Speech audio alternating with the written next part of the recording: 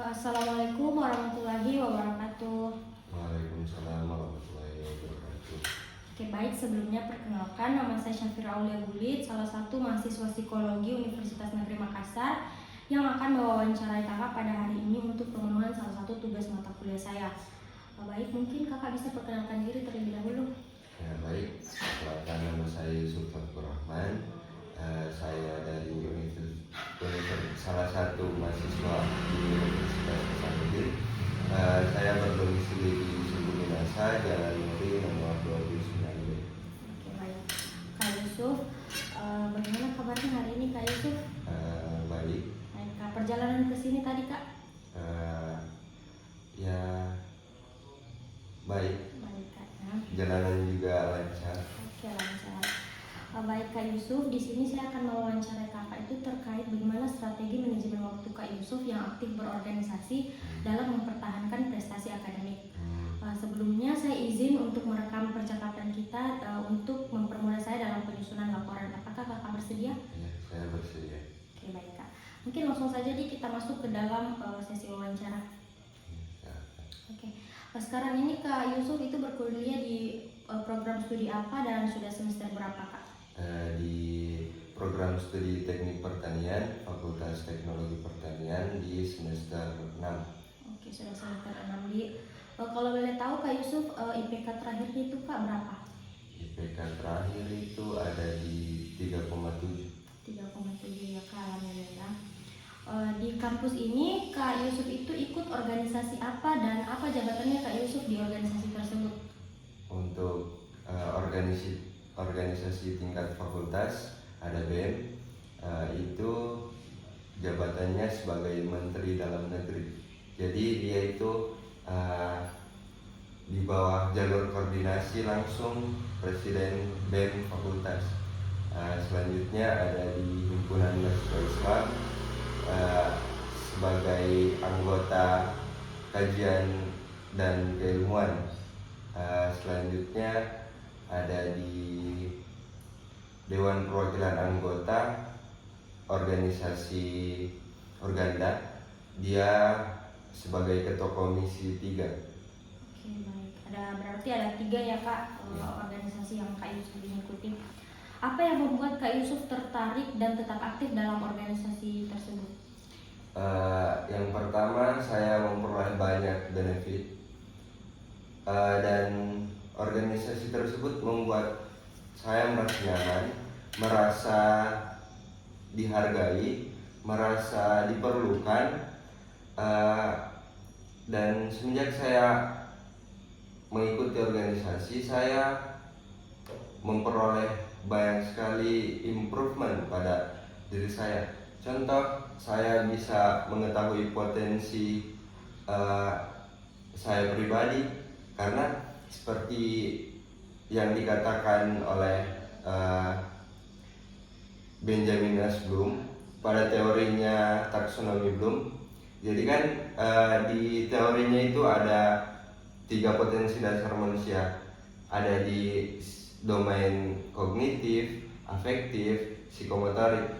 Dan Benjamin yakin bahwa di setiap manusia pasti memperoleh domain tersebut. Nah, di salah satu, pada manusia tersebut pasti condong salah satunya. Makanya saya mengikuti organisasi untuk mencari potensi yang mana yang paling condong yang ada di diri saya. Kemudian kegiatan apa saja yang biasanya Kak Yusuf lakukan di 3 organisasi itu? Kalau di yang pertama di tingkat fakultas di BEM itu saya sebagai ketua menteri, sebagai pengevaluasi proker-proker yang ada di BEM itu sendiri, mengevaluasi bagaimana terlaksananya suatu program kerja, merancang kegiatan yang akan dilakukan satu periode kepengurusan, ada membuat ya konsep untuk regenerasi BEM ke depannya,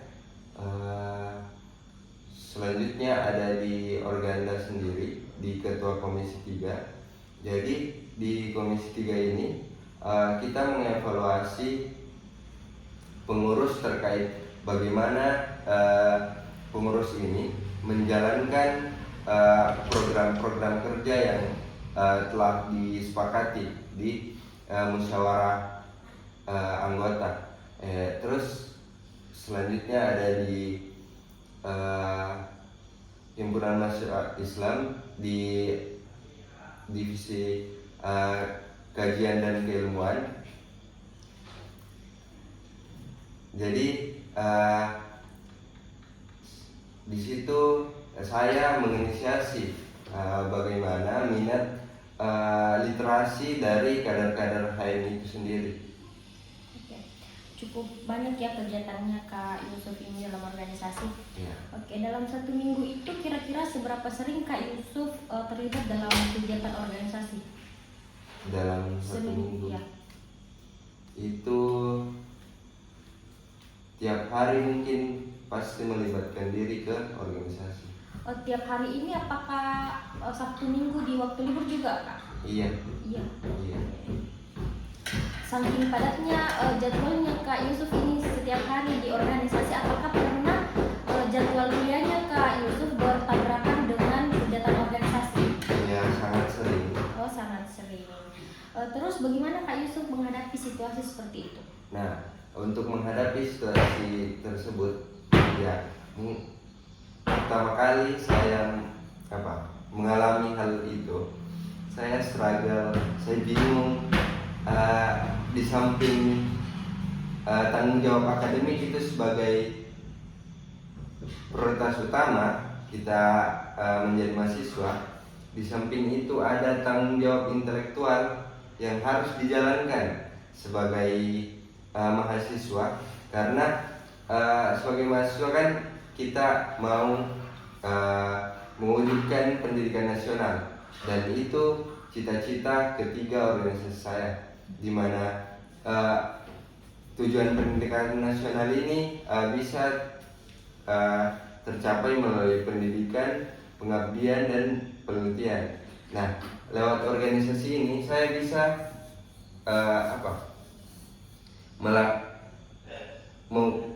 mengusahakan untuk mewujudkan pendidikan nasional ini lewat organisasi. Jadi jika ada jadwal kuliah yang berbenturan Kak dengan kegiatan organisasi, bagaimana Kak? Nah, untuk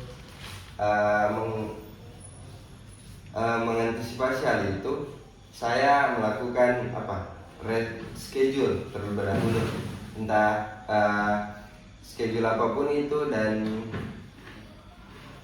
di samping itu ya mungkin yang ada hal yang perlu dikorbankan, yaitu jam tidur, karena saya terkhususnya di Prodi Teknik Pertanian, yang dimana praktikum itu sangat-sangat banyak, dan belum lagi ditambah laporan praktikum yang perlu dikerjakan setiap minggunya. Ya tentu itu ya bisa dibilang sangat berat. Tapi untuk mengantisipasi hal itu, saya melakukan schedule.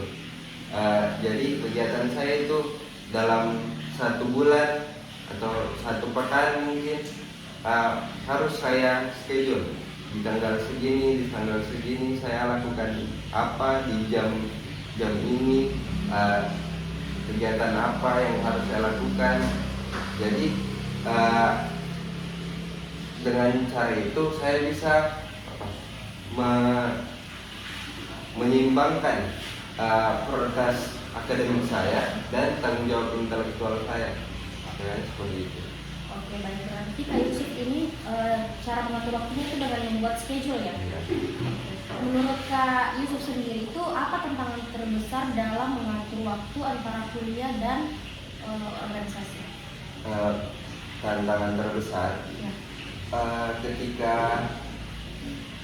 ada jadwal yang tidak sesuai dengan schedule. Ya itu bisa jadi karena faktor eksternal, karena itu bisa berakibat ke schedule yang lain.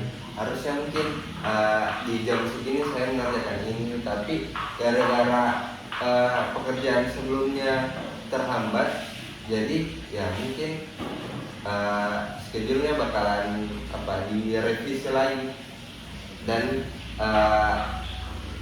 akibatnya mungkin itu ke jam tidur yang berkurang. Apa yang biasanya Kak Yusuf ini rasakan ketika mengalami kesulitan mengatur waktu? Yang saya alami, Yang Kak Yusuf rasakan? yang merasakan pusing, mungkin bingung, apa ya, kadang bisa perlu waktu untuk menyendiri, entah itu untuk mendengar musik atau membaca buku, menjauh dari keramaian. Apakah kesulitan tersebut itu berdampak pada akademik Kak Yusuf? Sejauh ini tidak, karena saya berusaha untuk menyelaraskan keduanya. Bagaimana caranya Kak Yusuf itu membagi waktu antara kuliah dan organisasi? Nah, kan di UNHAS ini kuliahnya itu sampai jam 5.45, intinya sebelum jam 6 lah. Nah, organisasi saya fokuskan di jam 6 sampai jam 11 malam. Terus apa yang Kak Yusuf lakukan agar tetap konsisten menjalankan jadwal-jadwal yang sudah Kak Yusuf buat? Tentunya saya terus mengevaluasi diri saya, apakah saya selalu mengarah ke tujuan saya atau tidak. Namun sejauh ini saya selalu mengarah ke tujuan saya. Jadi hal itu yang membuat saya terus bersemangat atau antusias untuk menjalankan keduanya. Apakah ada pihak atau orang yang membantu Kak Yusuf dalam menjalani peran sebagai mahasiswa dan juga pengurus organisasi? Ya, ada. Bisa diceritakan Kak siapa-siapa saja peran atau orang yang membantu Kak Yusuf? Yang pertama jelas orang tua, Ya. karena orang tua juga sangat mendukung saya berkembang dengan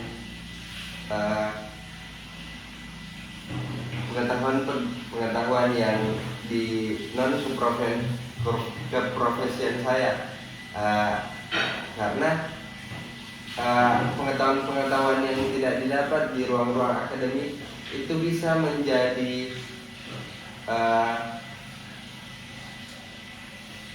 soft skill lain untuk kita bisa, entah itu di dunia pekerjaan kita bisa beradaptasi, entah itu di dunia pekerjaan atau kehidupan real. Selanjutnya ada tentunya teman-teman dari masing-masing organisasi. Seperti yang saya tadi katakan, bahwa saya merasa diterima, saya merasa dibutuhkan, saya merasa diapresiasi. Karena itu saya tetap menjalankan tanggung jawab saya, peran saya sebagai mahasiswa di organisasi. Selanjutnya ada istilahnya teman spesial. Ya, dia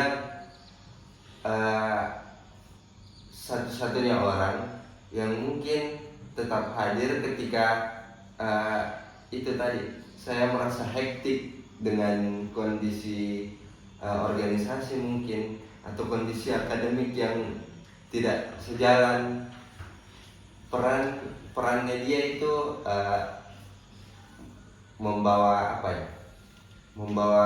selalu membawa pengaruh positif untuk selalu mengingatkan saya pada tujuan saya untuk selalu kembali ke poros tujuan saya. Itu saja Kak. Iya. Kalau untuk teman-teman di luar organisasi, misalnya teman-teman kuliah atau teman-teman semasa sekolah. Untuk itu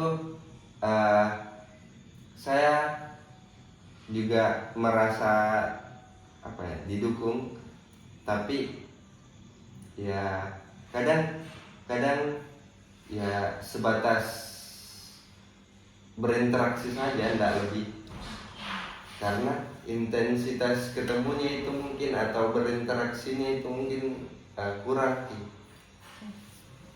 Selanjutnya, pelajaran atau pengalaman berharga apa yang Kak Yusuf dapatkan dari menjalani kuliah sambil aktif berorganisasi? Sangat banyak, banyak hal yang ternyata sangat banyak hal yang perlu dipelajari, sangat banyak hal yang perlu dimaknai, dan sangat banyak hal yang perlu diapresiasi.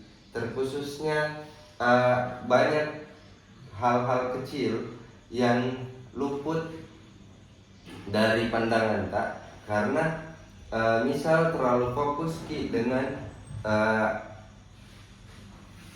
akademik tak, padahal keduanya sebenarnya saling berjalan, entah karena peran kita sebagai mahasiswa itu ternyata kurang terserap di lapisan masyarakat dan justru menyalahi tujuan dari Tridharma perguruan tinggi itu sendiri. Contohnya di kemarin saya sempat survei di desa Rongkong di Kabupaten Luwu Utara. Ternyata karena keprofesian saya itu ada di teknologi pertanian, ternyata penerapan teknologi pertanian di pedesaan itu sangat-sangat minim.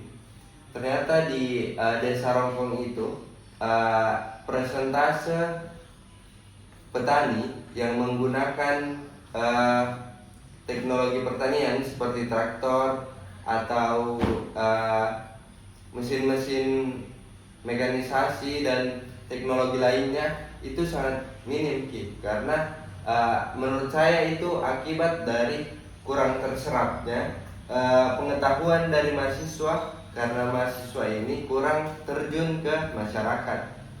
Nah, peran organisasi bisa menjembatani mahasiswa untuk langsung terjun ke masyarakat ini. Contohnya itu seperti kemarin ada kegiatan di PPK Ormawa. Nah, kegiatan PPK Ormawa ini pemberdayaan masyarakat. Nah, temanya ada di integrated farm. Jadi di integrated farm ini dia mengintegrasi pertanian, perikanan, dan perkebunan. Jadi contohnya itu kemarin diaplikasikan ada greenhouse. Terus di greenhouse itu kita terapkan hidroponik. Terus kita buat juga kandang ayam, kita buat juga tambak lele.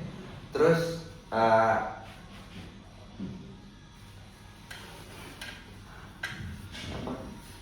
pertanian itu saling terintegrasi. Jadi misal ada juga ternak maggot. Jadi misal sampah-sampah organik dari hidroponik ini digunakan untuk pakan maggot. Nah, pakan maggot ini digunakan untuk pakan maggot ini digunakan untuk pakan ayam dan lele. Nah, kotoran dari ayam sama dan air dari lele ini dijadikan pupuk POC, pupuk organik cair untuk keberlanjutan hidroponik ini. Jadi pertaniannya itu terintegrasi. Nah, tujuannya supaya masyarakat bisa memahami bahwa kita tak perlu lahan luas untuk memperoleh banyak penghasilan. Kemudian apakah dosen juga ada peran dalam membantu kakak dalam menjalani kuliah dan organisasi? Ya, jelas. Di Universitas Hasanuddin itu ada di kemahasiswaan. Nah, kemahasiswaan ini dia sangat-sangat mengintervensi kami untuk menjalankan program-program seperti pemberdayaan masyarakat, dan di Unhas, di Universitas Hasanuddin, kegiatan-kegiatan seperti pengabdian masyarakat itu bisa dikonversi ke mata kuliah. Nah, di Universitas Hasanuddin, khususnya kurikulum 2023 di angkatan saya, ada namanya MKPK atau mata kuliah penguatan kompetensi. Jadi di MKPK ini kita mencari kegiatan-kegiatan di luar akademik itu untuk pengembangan kapasitas kita, entah itu misal tadi pemberdayaan masyarakat atau magang mandiri atau entah itu ikut volunteer dan segala macam. Jadi organisasi dan akademik itu tidak saling berlawanan atau tidak saling bersinggungan, dia itu bisa jalan bersamaan. Oke, baik Kak Yusuf, mungkin semua pertanyaan sudah saya lontarkan ke Kak Yusuf. Apakah ada hal penting yang belum terkait strategi manajemen waktu Kak Yusuf yang belum sempat saya tanyakan tadi? Untuk strategi manajemen waktu, Iya. kurang lebih untuk strateginya itu cukup seperti itu, entah dengan journaling, dengan schedule, dengan evaluasi. Ya, konsekuensinya waktu tidur mungkin yang kurang. Berdampak sama waktu tidur Kak Yusuf ya. Iya.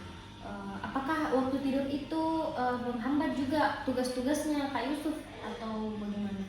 Waktu tidur entah karena terbiasa nih, sejauh ini tidak sih, karena misal apalagi di hektik-hektiknya itu bisa cuman 2 jam dalam satu hari Tidurnya Kak Yusuf ya? Iya.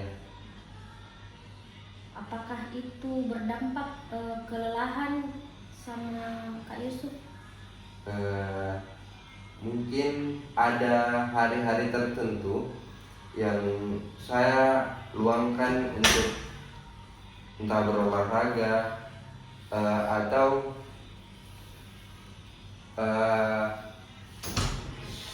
itu tadi, entah menyendiri dan segala macam.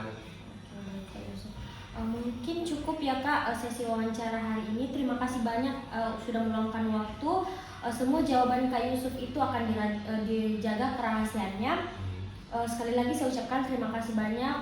Mungkin cukup sekian. Assalamualaikum warahmatullahi wabarakatuh. Waalaikumsalam.